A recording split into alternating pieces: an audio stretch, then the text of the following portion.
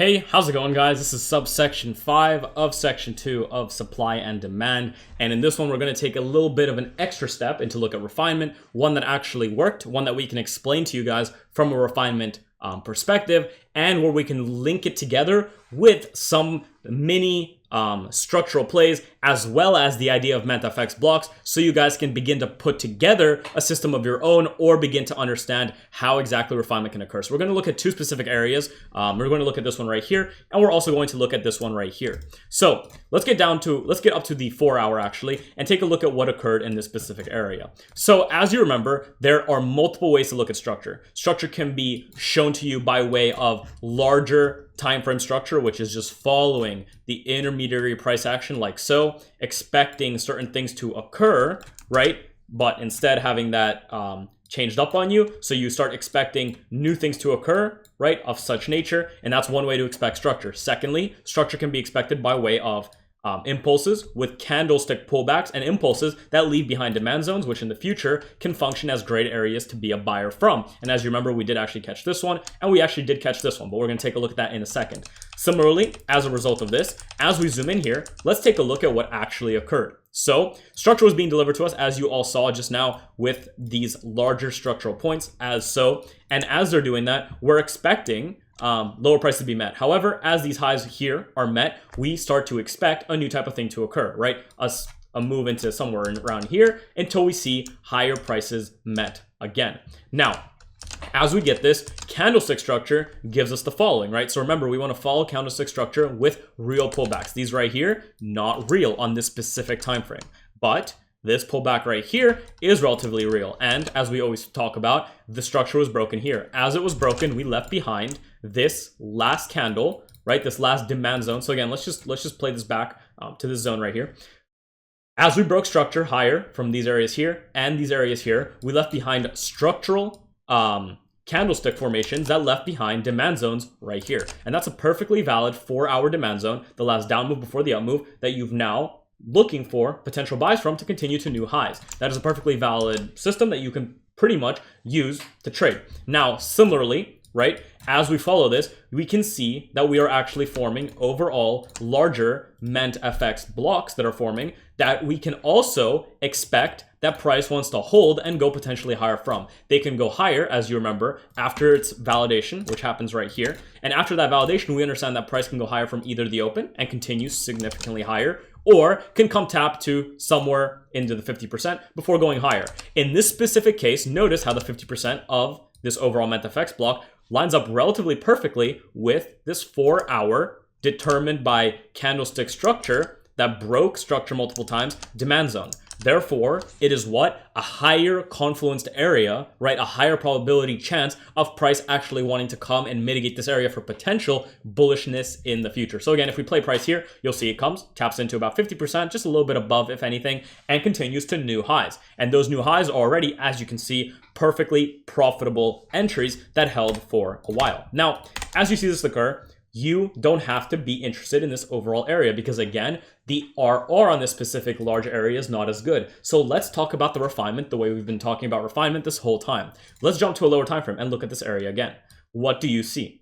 Similarly, we have the same down candle. However, at this point, we can now bring it down to this specific one right here. Now, again, this 1 hour demand zone is as valid as that 4 hour one is. Now, the odds of price coming into this area are lower because it's taking into account a smaller, more refined demand zone of the previously larger defined demand zone. So price could come and tap into that open 4 hour, whoops, that was a really bad drawing, this earlier 4 hour open of the demand zone before continuing higher to new structural highs. Otherwise, it could come tap lower into the open of this 1 hour or even the 50% of this 1 hour demand zone and then continue higher. That is perfect refinement, and that is, again, based on the fact that it's within this overall mentfx block. So again, we're not going to use the mentfx block right now because we understand why we're using this overall area. We understand price wants to come mitigate either the open or somewhere around the 50, which is now lining up relatively perfectly with this refined 1 hour demand zone. Now, similarly, your 1 hour demand zone is already valid for you to do something like this. If this is what you want to do, this is again a risk entry. Risk entries for myself don't work as well, but this is perfectly valid for partials against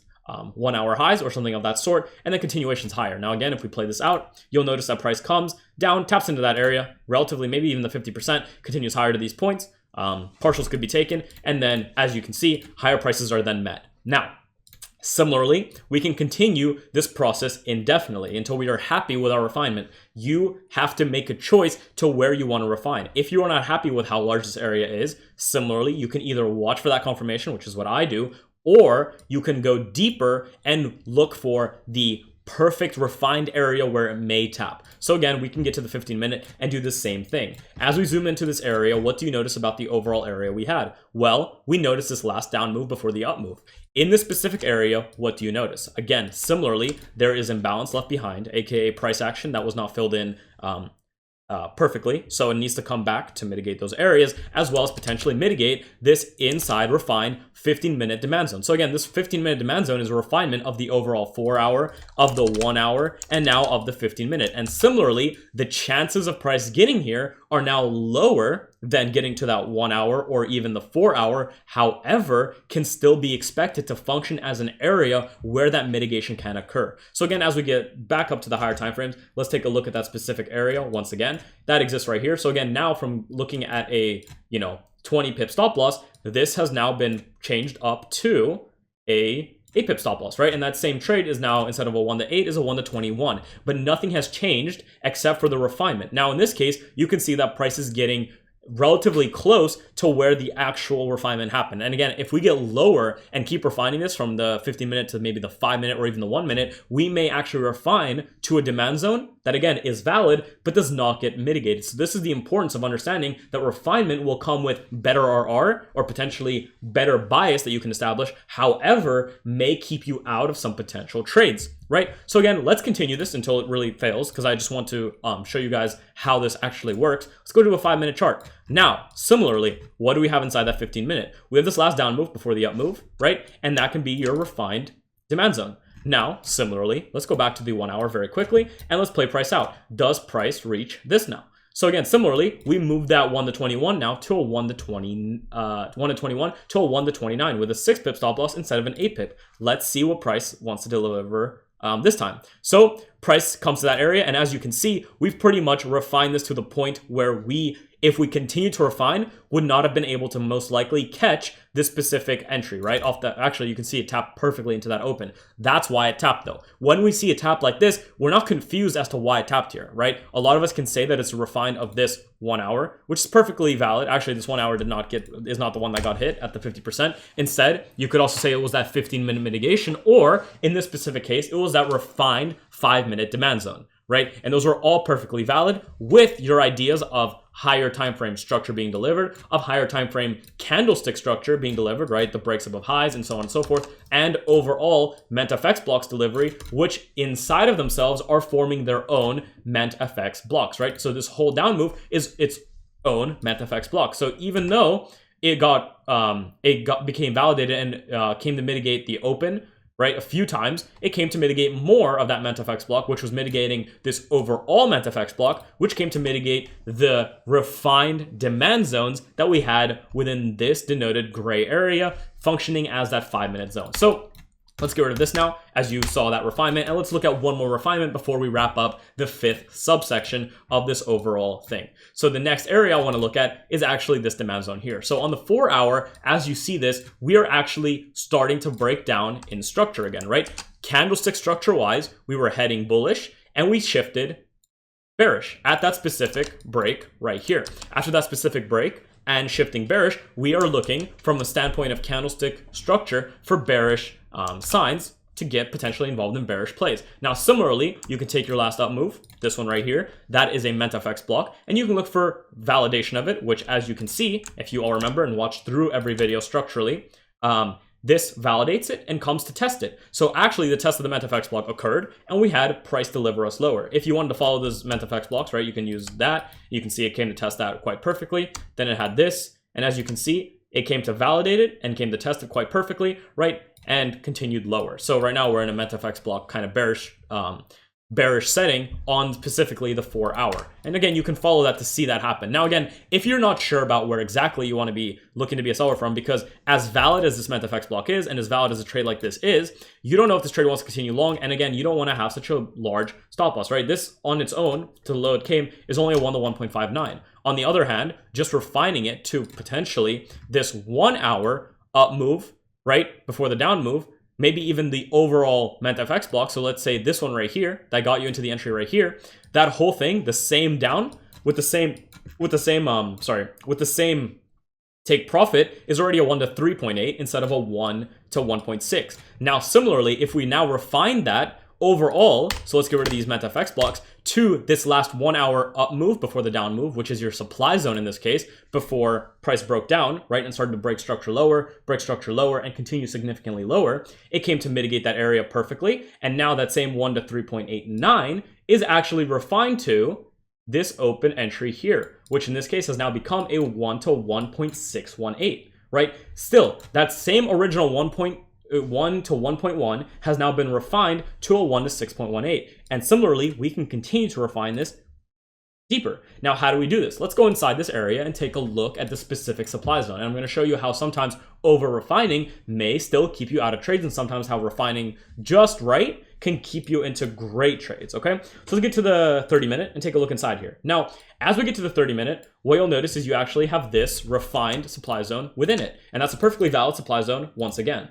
So that's a refined supply zone within it that you can again expect potential mitigation to occur at. Similarly, as we get to the 15-minute, you'll see this one. So you could refine it to that one as well, just like that. That's perfectly valid as well. We can get lower to the 5-minute. And as we get to the 5-minute and we take a look at this, right, you'll notice that again, you have this up move right here, this down move, or even all the way can be refined to this last up move right here. Right, let's just refine it to this one just for the sake of argument, since we do have some imbalance here. But again, you could refine it if you'd like to this last zone right here, which has not been mitigated. Similarly, as we work lower, maybe to the 4-minute, 3-minute, whatever it may be, 3-minute, nothing really here. Again, you could refine it to this last up move, but as you can see, it actually got validated or invalidated right here with this mitigation. So always be cognizant of the mitigations that are occurring. 4-minute, nothing, maybe the 2-minute as we get lower. What do you notice? Well, now there's actually something new that's presenting itself. So this is why I always talk about timeframes being fractal and not specific to your actual strategy, because they can be used as areas of refinement. So similarly, you have this last up move right here before the down move. And again, you can use this refined area here, but again, what does that do? Lowers the probability of mitigation. So now we can use these two areas potentially, right? As you can see, that whole area was refined to these two. And what you'll notice is that same cell now. So if we go ahead and draw this all the way out, let's exit this replay tool. Let's go back to the 1 hour so we can just work with price here. That same, so as you can see, that's actually the area it hit. This is why multiple refinements are sometimes important to understand that price can go into multiple areas. But the real up move before the down move, the real supply zone that is valid, that broke down structure, would actually be the one that came from here. So theoretically, this one can become invalid in your opinion. Now, that same 1 to 6.18, which came from this overall supply zone, was now refined to a new one within it with no difference except the refinement to a 1 to 27, right? That same move that moved a 1 to 1.2 on the higher time frame, a 1 to 3 on the lower, a 1 to 6 on the even lower, and now a 1 to 27 on the even lower, all came from nothing more than the refinement of these supply and demand zones that form on the way down or up in a structural play, in a mentfx block play, and so on and so forth. Now, as we take a look at this, you'll notice that even waiting for this confirmation and waiting for the breakdown left behind a new supply zone.